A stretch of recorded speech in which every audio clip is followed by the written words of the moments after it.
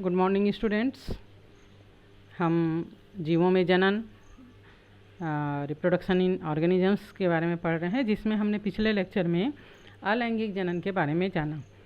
आज हम स्टार्ट करते हैं लैंगिक जनन के बारे में। जैसे कि हमने पिछले लेक्चर में पढ़ा था कि अलैंगिक जनन में केवल एक ही जीव विभिन्न तरीके से अपने समान जीवों को उत्पन्न कर सकता है, तब उसे अलैंगिक जनन कहते हैं। लेकिन जब जीवों को अपने ही समान जीव उत्पन्न करने के लिए अपने ही समान किसी दूसरे जीव की आवश्यकता होती है, यानी कि दो जीव आपस में मिलकर अपने समान संतति को उत्पन्न करते हैं, तब इस प्रकार का जो जनन है, रिप्रोडक्शन है, उसे लैंगिक जनन या सेक्सुअल रिप्रोडक्शन कहा जाता है। अब सेक्सुअल रिप्रोडक्शन में जीव जो है वो विपरीत लिंग वाले होते हैं और ये मेल और फीमेल गैमिट का निर्माण करते हैं। जब ये मेल और फीमेल गैमिट आपस में मिलते हैं तब जाइगोट का फॉर्मेशन होता है। ठीक है, तो लैंगिक जनन जो है वो दो जीवों के द्वारा होता है ना। और इसके लिए क्या बनता है, मादा युग्मक और नर युग्मक की आवश्यकता होती है, जिसके फलस्वरूप बनता है जाइगोट यानी कि युग्मनज। और इसी जाइगोट से फिर इसकी कोशिकाएं विभाजित होती है और संतति जीव का फॉर्मेशन होता है। चूँकि यहाँ पर दो युग्मक, मादा युग्मक और नर युग्मक, मेल एंड फीमेल गैमेट आपस में मिलते हैं और जाइगोट का फॉर्मेशन करते हैं और उसके बाद संतति जीव का निर्माण होता है, तो ये जो क्रिया है ये थोड़ा सा विस्तृत भी हो गया, जटिल भी हो गया और थोड़ा सा धीमा भी हो गया बनिस्पत अलैंगिक जनन के। और चूंकि यहाँ पर दो विभिन्न प्रकार के गैमिट आपस में मिल रहे हैं और जाइगोट का फॉर्मेशन करके नए जीव का निर्माण कर रहे हैं, तो जो बनने वाला संतति जीव है ये पूरी तरह अपने जनक के समान ना होकर, मतलब जनक के समान होता है लेकिन फिर भी इसमें कुछ न कुछ थोड़ा सा भिन्नता होती है। पूरी तरह जैसे हमने कि अलैंगिक जनन में पढ़ा था जेरॉक्स कॉपी होता है जिसको क्लोन कहते हैं, लेकिन यहाँ पर जीव जो है वो पूरी तरह सेम नहीं होता है, इनमें कुछ न कुछ चेंजेस जो है वो आ जाता है और यही चेंजेस जो है वो जीवों के विकास का कारण बनता है। धीरे धीरे जब ये चेंज जो है वो विस्तृत रूप से होने लगता है और संतति में आगे बढ़ते चले जाता है, तो ऐसा होता है कि विकास के क्रम में अगर लाखों करोड़ों साल पहले जो जीव दिखाई देता था हमको, वो लाखों करोड़ों साल के बाद उससे एक अलग ही प्रकार के जीव की उत्पत्ति हो जाती है। तो यह विकास के लिए आवश्यक है।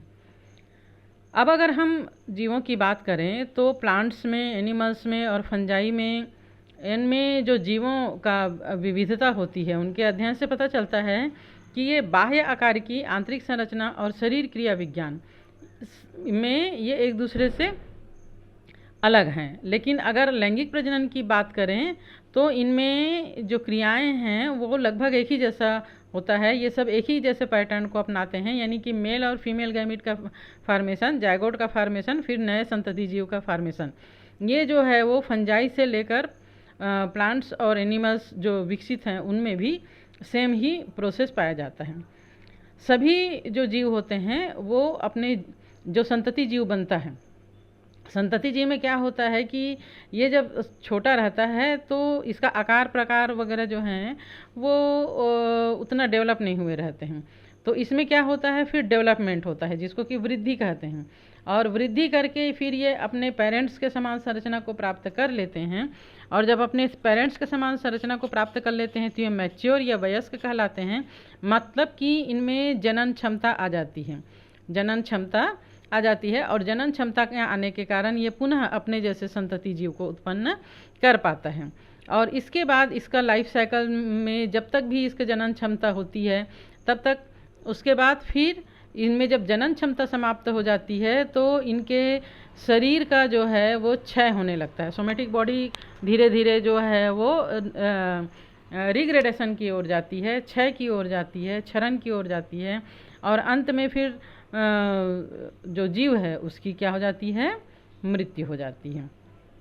ठीक है, तो इस प्रकार जब संतति जीव में वृद्धि करने के बाद जनन क्षमता आ जाती है तो जीवों में इस अवस्था को किशोर अवस्था कहा जाता है, किशोर अवस्था या प्रावस्था कहा जाता है, जबकि ये जो है वो जीवों में है ना। और पादपों की बात करें तो इस अवस्था को कायिक प्रवस्था कहा जाता है, कायिक प्रवस्था, किसमें? पादपों में। ठीक है, किशोरावस्था या कायिक प्रवस्था अगर जीवों में हम देखें तो किशोरावस्था, और पादपों में अगर हम देखें तो कायिक प्रवस्था।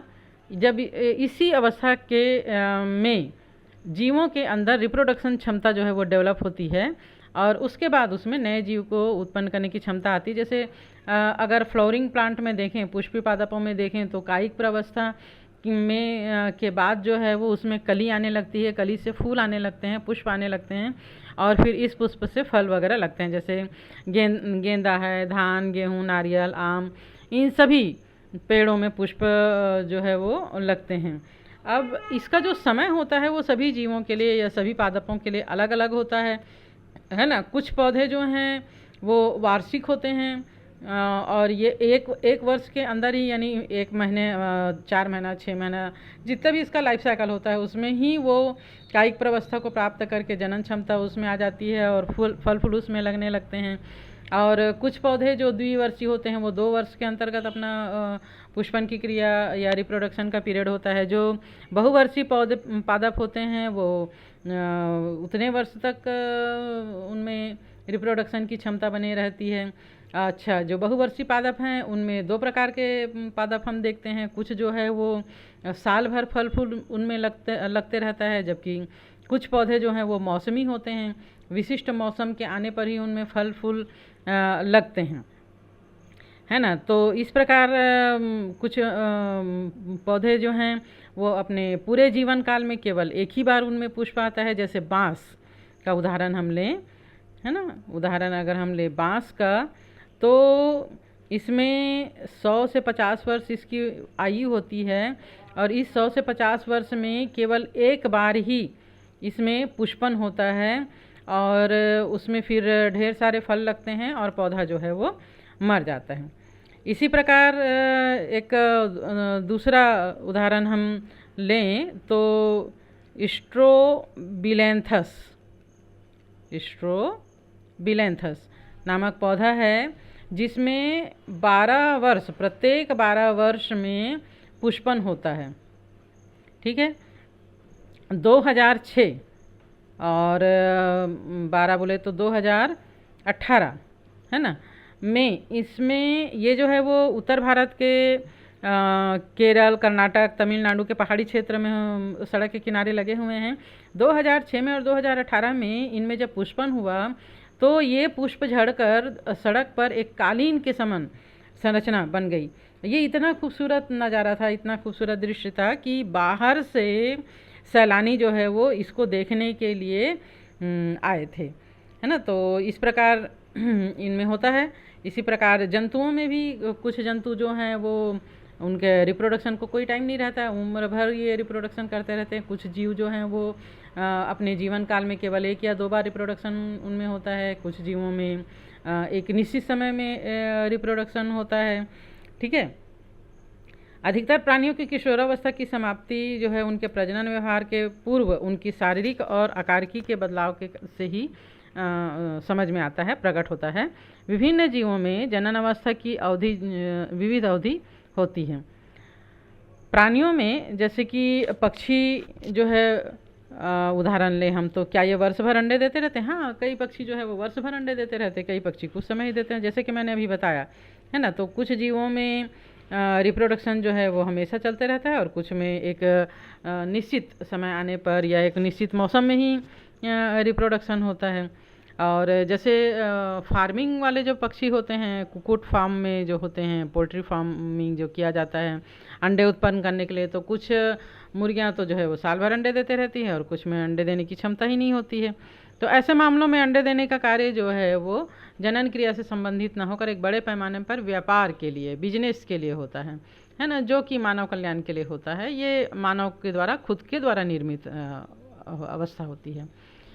जनन प्रावस्था के दौरान जो अपरास्तनी होते हैं मादा, उनके अंडाशय की में सक्रियता में चक्री और सहायक वाहिका और हार्मोन में परिवर्तन आने लगते हैं। जो नॉन प्राइमेट स्तनधारी होते हैं जैसे गाय, भेड़, चूहा, हिरन, कुत्ता, चीता, इनमें रिप्रोडक्शन के दौरान ऐसे चक्रिक परिवर्तन देखे गए हैं जिन्हें कि मध चक्र या ऑयस्टर साइकिल कहते हैं। और जो प्राइमेट्स होते हैं जैसे बंदर है, एप्स है, मनुष्य है, इसमें ऋतुस्राव चक्र होता है। अधिकांश स्तनधारी जो कि विशेष रूप में से जंगलों में पाए जाते हैं, इनमें जनन प्रावस्था के दौरान अनुकूल परिस्थितियों में ऐसे चक्र का प्रदर्शन ये कर पाते हैं और इसी कारण इनको ऋतुनिष्ठ या मौसमी प्रजनक कहा जाता है। और अधिकांश जो स्तनधारी होते हैं, मैमल्स होते हैं, अपने पूर्ण जनन काल में जनन के लिए सक्रिय होते हैं, इसी कारण इनको सतत प्रजनक भी कहा जाता है। ठीक है, तो इस प्रकार जो भी शिशु उत्पन्न होता है, संतति उत्पन्न होता है, वो धीरे धीरे आयु में बढ़ते जाता है, उसमें वृद्धि होते जाता है और फिर जनन क्षमता स्टार्ट होती है। जनन अपने जैसे संतति को ये प्राप्त करते हैं और धीरे धीरे फिर ये इनमें जीर्णता आती जाती है, वृद्धावस्था आती जाती है और अंतिम चरण में सहवर्ती परिवर्तन जैसे उपापचयी गति का मंद हो जाना इत्यादि होने लगता है और फिर जो है वो अंत में जीवों की मृत्यु हो जाती है। तो इस प्रकार प्लांट्स और एनिमल्स दोनों में ही तीनों प्रावस्थाओं के बीच संक्रमण के लिए बहुत सारे हार्मोन्स जो है वो इसके लिए जिम्मेदार होते हैं। हार्मोन्स और कुछ विशेष पर्यावरणीय कारकों के बीच परस्पर क्रियाएं जीवों की जनन क्रियाओं और व्यवहारिक अभिव्यक्तियों को नियंत्रित करती है। तो आज हम इतना ही पढ़ेंगे। नेक्स्ट लेक्चर में हम लैंगिक जनन की कुछ घटनाओं के बारे में स्टडी करेंगे। Okay, bye.